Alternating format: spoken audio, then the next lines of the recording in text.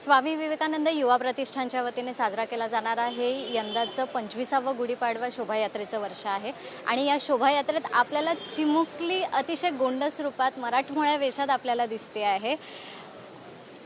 ती स्वतः एक इन्फ्लुएन्सर आहे असं तिचे आईवडील सांगतात। तिच्या आईवडिलांकडून आपण जाणून घेऊया नेमकं यामागची त्यांची मेहनत काय असते आणि किती दिवसापासून ते या गोष्टीची तयारी करत होतात, काय सांगतात?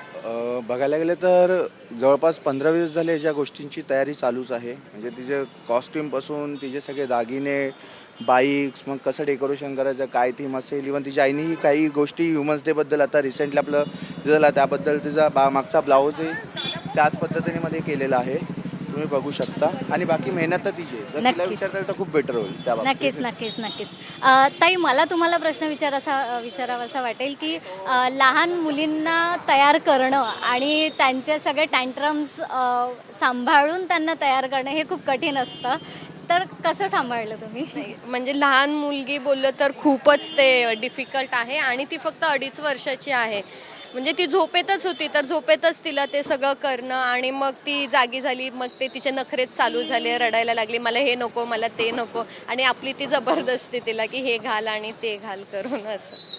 म्हणजे नक्कीच या सगळ्या गोष्टींमागे तुमची सगळ्यात जास्त मेहनत आहे असं म्हणायला हरकत नाही, कारण आणि अतिशय गोंडस रूपात ती आपल्याला दिसती आहे। बाळा, काय सांगशील? एक क्वेश्चन बोल ना, हाय हॅलो कर, अगं टीव्हीवर तर अशा प्रकारे विविध वेशभूषाने नटलेल्या महिला असतील, लहान मुलांपासून ते वयोवृद्धांपर्यंत आपल्याला इथे अतिशय नटलेल्या रूपात दिसत आहेत।